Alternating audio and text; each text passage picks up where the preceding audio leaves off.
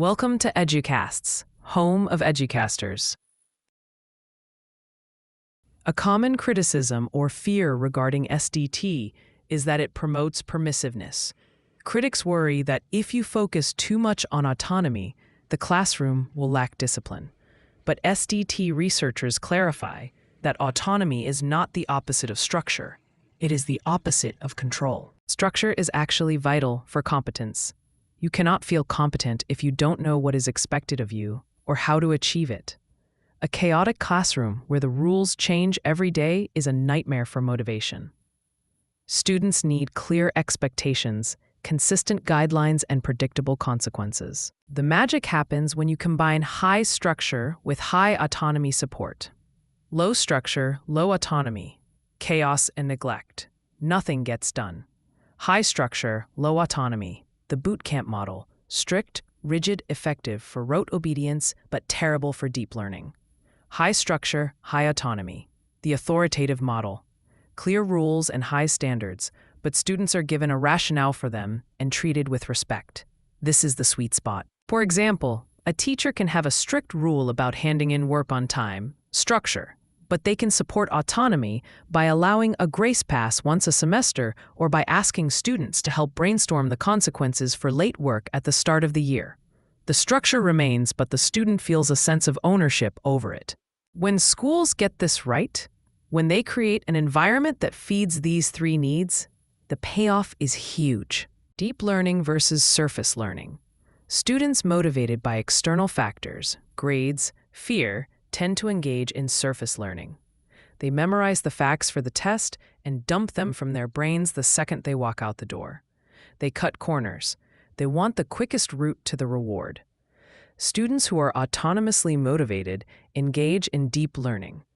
They try to connect the new info to what they already know. They look for patterns. They stick with difficult concepts until they truly understand them. Well-being and mental health. American schools are currently facing a mental health crisis. Anxiety and depression rates among teenagers are sky high. While SDT isn't a cure-all, highly controlling school environments contribute to the problem. When students feel constantly judged, controlled, and pitted against one another, their self-esteem takes a hit. Autonomy-supportive environments, which focus on personal growth rather than social comparison, act as a buffer against anxiety. Retention and dropout rates. Why do students drop out? Often it's not because they aren't smart enough. It's because they feel alienated, low relatedness, and incapable, low competence. They don't see the point, low autonomy. By addressing these needs, schools can keep students engaged and physically in the building. If SDT is so great, why isn't every school doing it? Well, the reality of the American education system makes it tough. High-stakes testing. This is the elephant in the room.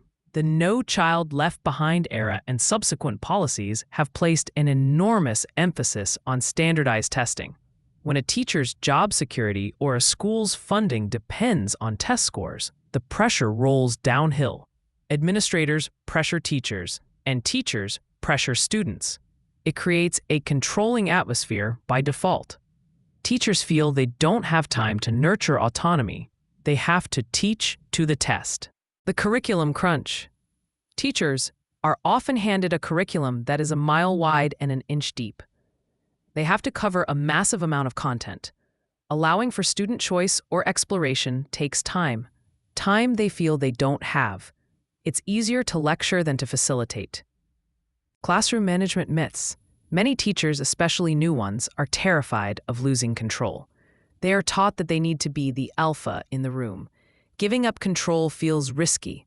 It takes confidence and skill to manage a class through engagement rather than coercion. Cultural misunderstandings. Some argue that SDT is a Western concept and that autonomy isn't as important in collectivist cultures.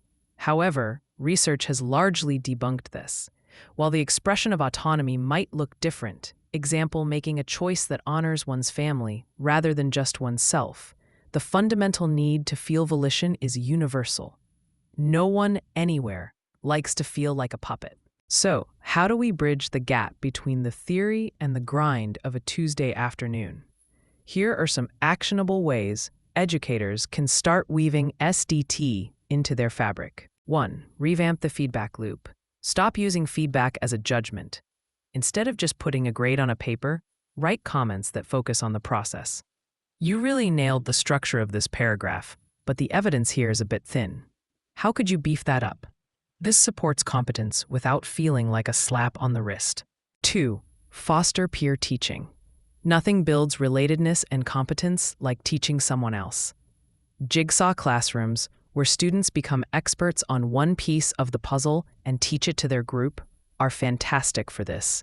It makes them rely on each other. 3. Be transparent. Tell students why you are doing what you are doing.